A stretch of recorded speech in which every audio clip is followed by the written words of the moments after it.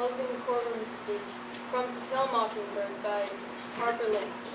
The setting takes place in a small town before racial equality existed. Prejudice ruled the mind of all the people sitting in the courtroom, listening to Atticus Finch deliver his closing speech in defense of Tom Robinson, an African-American black man whose left arm had been mangled in a cotton gin when he was only 6 years old. To Kill a Mockingbird by Harper Lee. To begin with, this case never should have come to trial. The state has not produced one iota of medical evidence that the crime Tom Robinson is charged with ever took place.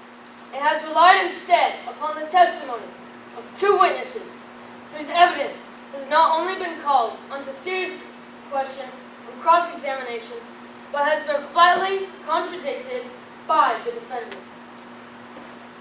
Now, there is circumstantial evidence that Mayeliul was beaten savagely by someone who led almost exclusively with his left hand. And now, Tom Robinson sits before you, having taken the oath with the only good hand he possesses, his right. I have nothing but pity in my heart for the chief witness of the state. She is the victim of cruel poverty and ignorance.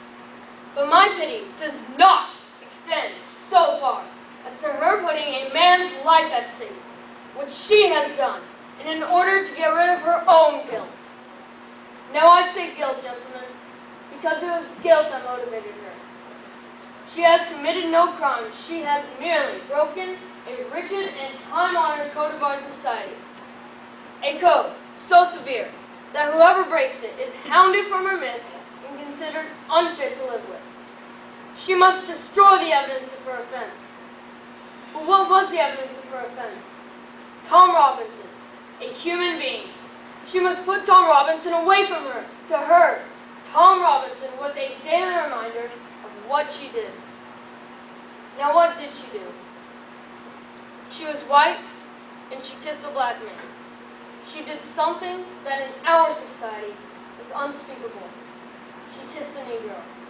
Not an old uncle, but a strong, young Negro man. And so, a quiet, humble, respectable Negro man had the unmitigated temerity to feel sorry for a white woman who's had to put his word against 2 white people. The defendant is not guilty, but someone in this courtroom is. Now, gentlemen, our courts are the great levelers. In our courts, all men are created equal. I am no idealist to believe firmly in the integrity of our courts and jury systems. That is no ideal to me. That is a living, working reality.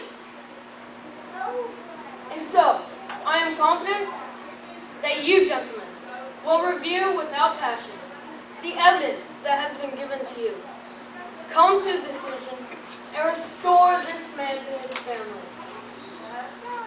In the name of God, do your duty. In the name of God, believe Tom Robinson.